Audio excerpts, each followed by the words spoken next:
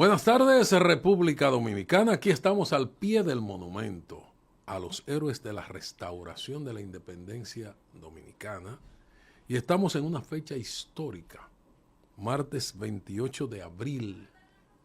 Es una fecha de luto y por eso estamos nosotros de luto, porque tenemos que transmitir a nuestro auditorio también en lenguaje de signos lo que tenemos o como nos sentimos, porque es aniversario de la segunda intervención militar estadounidense a República Dominicana en el siglo XX. Ocurrió en 1965, hace 61 años. Fue pisoteada la soberanía nacional. Y eso es inadmisible, eso es repudiable por el resto de nuestras vidas. Y no debemos olvidar nunca. Más adelante hablaremos un poco más. Y ahora, antes de formalmente recordarles a ustedes la pregunta de la semana, que ya hay muchas respuestas, tenemos que presentar a nuestro estelar coanfitrión para el día de hoy desde el inicio, porque la señora Leina Tolentino está cumpliendo otras responsabilidades profesionales en estos momentos y por eso no está físicamente con nosotros. Nos acompaña desde Estados Unidos, como siempre, el académico, periodista en pleno ejercicio, profesor universitario activo y estratega de comunicación, Alejandro Esteban Contreras. Buenas tardes, Alejandro. Buenas tardes, Carlos. Saludos a la teleaudiencia de Puntos y Enfoques. Así es, una fecha histórica, importante, porque representa un episodio lamentable y de triste recordación, porque una intervención militar siempre es rechazable. Todo el tiempo, y los dominicanos debemos reflexionar sobre eso porque nosotros tenemos que ver lo que está pasando en el entorno internacional. Lo más reciente, Irán, antes fue Irak, para seguir en el mundo árabe. Y en el vecindario latinoamericano, lo más reciente que tenemos es Venezuela. Y antes habíamos tenido Panamá. Y podemos seguir buscando más. Entonces, reflexionemos, verdaderos dominicanos, como dijo Duarte, nuestra patria será libre e independiente de toda potencia extranjera, o se hunde la isla. Eso dijo el padre fundador de la nacionalidad. Lo dejamos como reflexión. Vamos, Alejandro, entonces a pasar a recordar la pregunta de la semana y pedirle a nuestros televidentes que participen en la respuesta. Si las inundaciones se repiten año tras año, ¿considera usted que el problema del drenaje pluvial es recurrente porque A, es muy difícil de resolver, B, desborda los presupuestos municipales de los ayuntamientos y C, falta interés y voluntad política? Agradeceremos sus respuestas por vía de la mensajería instantánea de WhatsApp al número 849-449-1995 y también pueden dejarnos su comentario en la caja de texto del canal de YouTube Carlos Manuel Estrella. Ahora, de inmediato, vamos a pasar a presentar un resumen apretado de algunos sucesos e informaciones relevantes de las últimas horas. Comenzamos con que el Comité de Operaciones de Emergencia incrementó las alertas por lluvias. Advierte riesgo de inundaciones y condiciones peligrosas en ríos.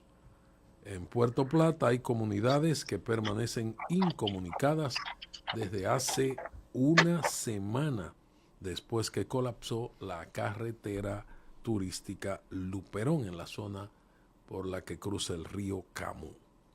Otra información relevante tiene que ver con el presidente de la República, Luis Abinader, que mediante decretos 236 y 285 de este año 2026, ha creado una comisión para lo que se denomina Plan San Juan. Esto nos hace pensar en el Plan Sierra. Y designa como director ejecutivo a Carlos Alexandri Roa Howley, un apellido que recuerda a un periodista y no muy numeroso ese apellido, nombrado director ejecutivo del programa. Otra información relevante de la fecha tiene que ver con posiciones, declaraciones del Consejo Nacional de la Empresa Privada. Estamos hablando del CONET, que afirma que la República Dominicana no ha sufrido cambios significativos en los precios a pesar de la situación de crisis por los conflictos que ocurren en la zona del mundo árabe, por allá, por Persia, el Golfo Pérsico, Estrecho de Hormuz y demás. En otra información, y esta es de triste recordación, que ya hoy se cumplen 11 días de la muerte del chofer de un camión de recolección de desechos sólidos, chofer de nombre David Abreu, en un suceso ocurrido en Santiago, en el parqueo del Palacio de Justicia, después de una persecución de un grupo vandálico de motociclistas.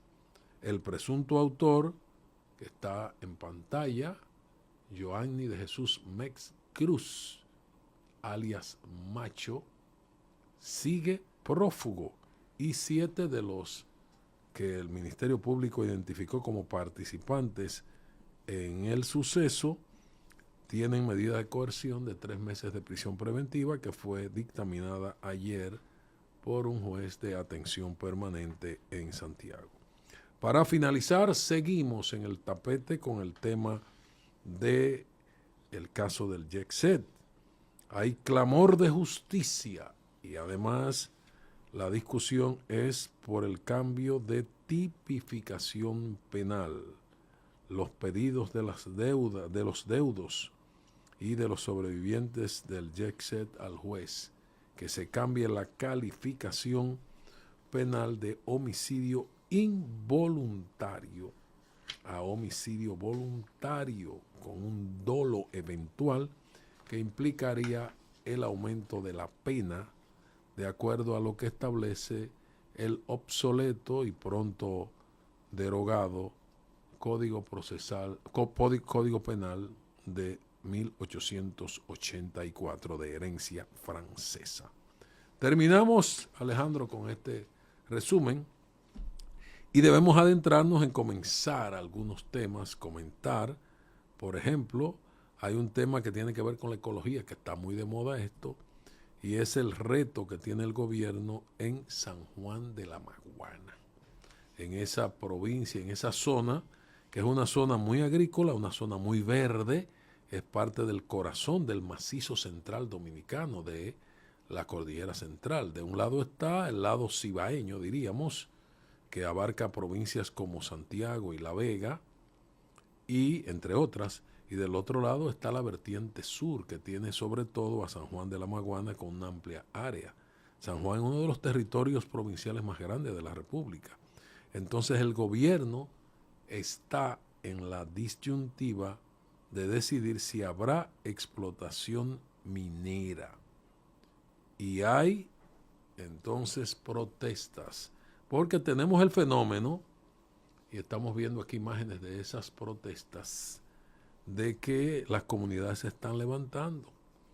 Y el tema fundamental es la explotación de la mina de oro de Los Romeros. ¿Está fumando apagado, Alejandro? ¿O yo estoy sin tu retorno?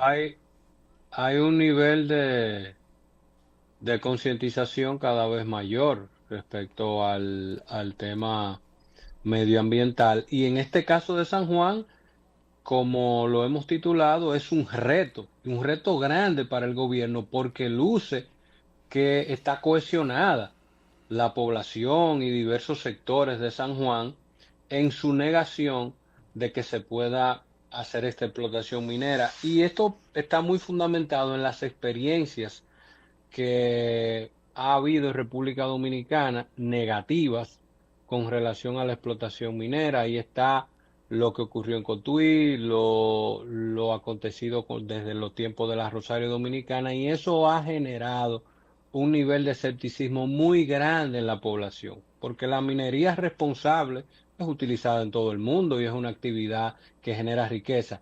¿Dónde es que está el inconveniente? ¿Dónde es que está el problema? En que no hay confianza, en que la ciudadanía dominicana, por las experiencias que ha tenido de otras concesiones, tiene temor, tiene miedo de que viene un grupo, explote esa riqueza y le deja un pasivo ambiental a las comunidades. Entonces, ahí es que está el gran reto y esto, si no se maneja, puede desembocar en una situación Sí, y se está social reproduciendo, de Alejandro, en varios inestabilidad. puntos del país, porque esto lo tenemos en el sur, en San Juan, pero aquí en el Eh, norte tenemos el tema de la el, septentrional. el tema de la septentrional, el tema de la septentrional también, y en el fondo es la desconfianza. Es Sí, que es lo mismo. Se repiten los esa experiencia, patrones, se repiten los experiencia patrones. Barrigol fue frustrante para el pueblo dominicano. Bueno, el Entonces, 97.3 ese. ese 97.3, entonces ahora las poblaciones tienen un Eso es gran una temor, parte no del confían. problema, dos caras de la misma moneda. El beneficio real económico para el Estado, para el pueblo dominicano, versus el daño ecológico, a veces irreversible o irrecuperable. Entonces, ahí hay un Ahí tema es que está, fuerte. sí, ahí es que está. Y el hecho de que las poblaciones no tienen la confianza en que ese beneficio se va a distribuir entre ellos, que ellos lo van a poder Que percibir. no van a Sentir recibir realmente que la que utilidad. no recibe o esas utilidades, no hay una política de derrame en esas comunidades, sino que estas grandes corporaciones internacionales vienen, negocian con un grupo de políticos, Y empresarios realmente locales y se llevan, explotan, explotan, sí, explotan a la literalmente. comunidad literalmente y le dejan el pasivo ambiental. Y como no hay esa confianza de los ciudadanos en su liderazgo político de que vaya a impedir que eso ocurra, entonces se están recurriendo a estos Pero, mecanismos y como tú pero, dices, Carlos, eso oh, sí, se está se está haciendo generalizando. ya una tendencia Sí. generalizando. Entonces el gobierno Y va a fíjate, tener que emplearse a fondo aquí. y en el fondo, Alejandro, lo que tú has dicho y la falta de confianza de la gente, la desconfianza, es porque hemos tenido unos políticos, desgraciadamente, que como decía nuestro difunto y nunca bien llorado Manuel Castillo, se van a aprovechar de los bienes, van a hacer negocios privados con los bienes públicos. Y ahí vienen esas cuestiones no escritas y esas sospechas legítimas que se tienen de quienes propician, facilitan que se hagan estas contrataciones que de todos puntos de vista son lesivas al interés nacional. Cuando hablamos de lesiva, es que causan una lesión, un daño, perjudican a la mayoría. Y si nos vamos al aspecto constitucional, encontraríamos que se incurren en violaciones al mandato de la Constitución con respecto a cómo debe manejarse el Estado para proteger la ecología, para proteger los bienes públicos, la riqueza subterránea y para que la utilidad que se logre sea de beneficio colectivo. Y aquí estamos viendo que son cuestiones de beneficio particular. Y donde, cambiando el tema, Alejandro, ha habido una particularidad, es en el caso del Jet Set, que tenemos que comentar. La producción, con esa perspicacia, Leina Tolentino plantea la pregunta en el caso Jet Set, que yo te la hago a ti, pero la respuesta tengo que buscarla yo, la precisa o jurídica. ¿Por qué Gregory Adames ya pudo hablar ante el juez?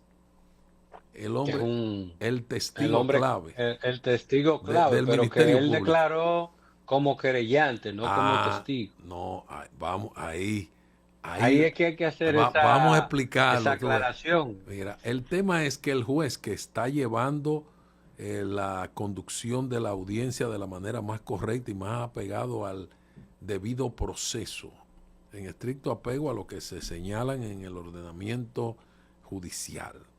Entonces le ha negado cosas al Ministerio Público, también a la defensa y aún a los propios acusados. El asunto es que en la fase actual no es una fase para escuchar a testigos. O sea que en calidad de testigo el juez no puede permitirle a un interviniente en estas audiencias. Sin embargo, el abogado de Gregory Adames fue muy habilidoso y le solicitó al juez que su cliente quería ejercer el medio material de su defensa.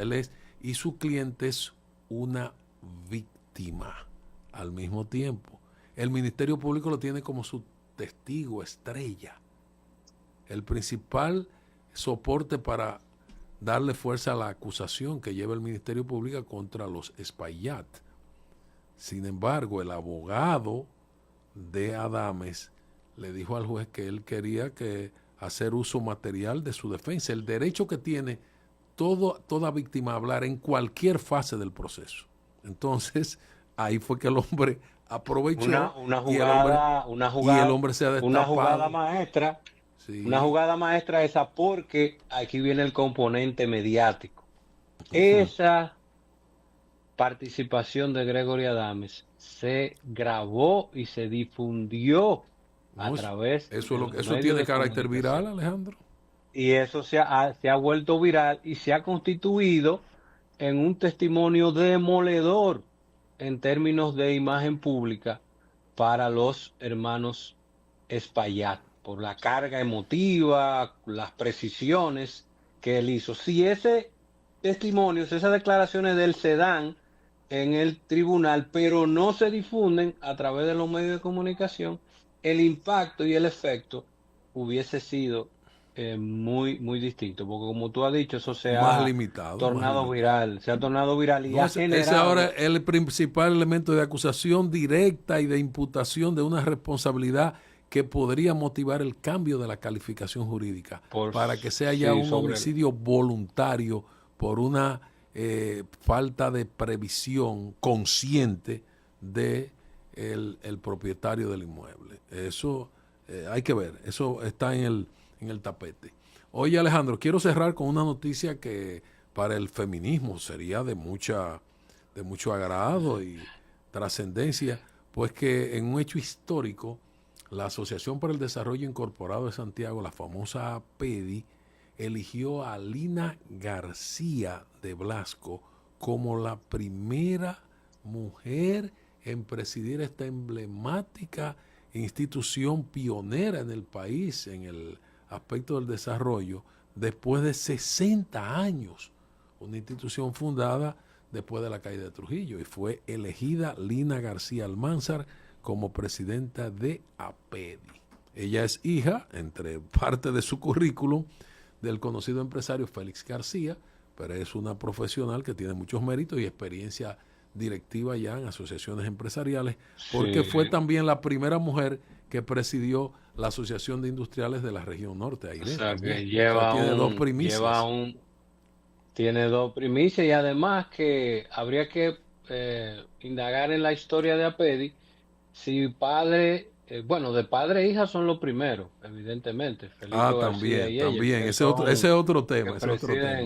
Que presiden la institución, de manera que un referente importante, el que está marcando Lina García, asumiendo ahora por primera vez como mujer otra organización empresarial muy trascendente en el país. Y hay que decir que es parte de una nueva camada también, de esa generación de relevo en APEDI. 60 años después era necesario también. Ya ha habido hace un tiempo que ya no es los fundadores, obviamente que no queda ninguno con vida. Hace 60 años que fue fundada, más de 60 años. Esos chicos eran unos jóvenes de 30 y pico de años, que muchos habían regresado a Estados Unidos de estudios. Eran un grupo de privilegiados, visionarios, santiagueros, y algunos eran un poquito mayorcitos, ya de cuarentones, que estaban ahí en ese momento. O sea que si estuviesen vivos, estuvieran siendo personas centenarias ya. Por eso, de los fundadores con vida no sobrevive ninguno de los originales de APEDI. De todas maneras, felicitamos a Lina García Almanzar por este paso y esperemos que tenga un buen ejercicio. Estamos en Puntos y Enfoques, el compromiso de cada día de llevarles a ustedes la actualidad informativa en perspectiva y ejercer periodismo con responsabilidad.